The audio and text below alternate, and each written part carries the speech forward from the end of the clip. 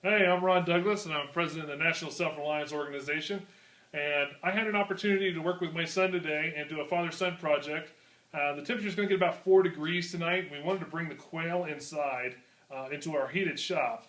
Excuse the mess. We brought a bunch of stuff in today to try and get everything out of the weather before everything starts snowing. And I'll get everything organized later. But I really wanted to get this video up because I was pretty excited about it.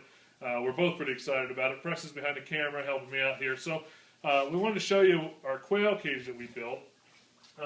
Basically, it's out of a like a Sam's Club shelving unit. I had an extra one laying around, and so I used one of those. I've seen them on Craigslist for, I don't know, 25 bucks or something like that sometimes. So anyway, so you can pick these up for relatively cheap if you don't have one already. And then what we did is we took the shelf, we put the shelf in, but we didn't actually put a shelf there. We just put the supports. And then we put rabbit cage on the sides, and we just pretty much just wrapped the whole top unit with rabbit fencing. On the bottom, on the floor, we used what do you call this? Hardware cloth. We used hardware cloth, and then we bent the ends up. Now, if you notice, there's a gap in between here, and that's designed because for the eggs to be able to roll out and lay right here, so we can just pick them up and grab them. Down here, this is kind of a mess. We've had them in here pretty much most of the day. But we just laid some newspaper down right now. But what we're eventually wanting to do is we'll put some sort of tray in there and be able to just clean it out easily. Now, we're trying to set this up as a complete system that goes repetitive over and over and over again. So we're going to set up an incubator system down here. And then as they hatch, we'll put them down here in a heated box. And then they'll go from there over to this side where they get big enough that they're ready to start laying eggs. And then we bring them back up here. And then once they come up here, if this gets too full, we'll pull some of these out and use them for meat. And keep the fresh ones in there laying eggs. So if you come around to this side over here, you'll see this is the water trough, and you can see one's drinking right now. We've got this set up on a float valve system.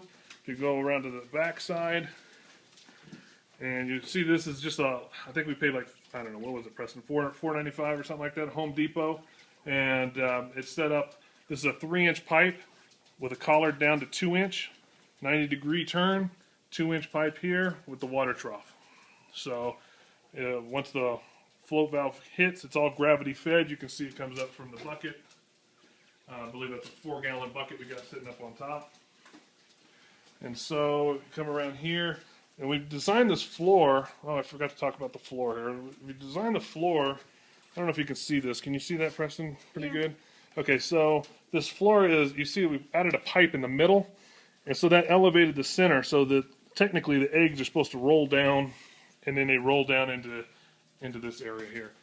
The trough here for the food kind of has been our problem so far, but it hasn't been too bad. So what was going on is they were going in here and they were just shaking their head like crazy and throwing food everywhere. So we put a bunch of zip ties in there hoping to keep them from shaking their head too much, and it's pretty much stopped most of it. Again, this is a 3-inch pipe collared down to 2-inch, 90-degree turn, and then 2-inch pipe all the way to the end. So, oh, here we go. We got our first egg. Check that out. And it's still warm.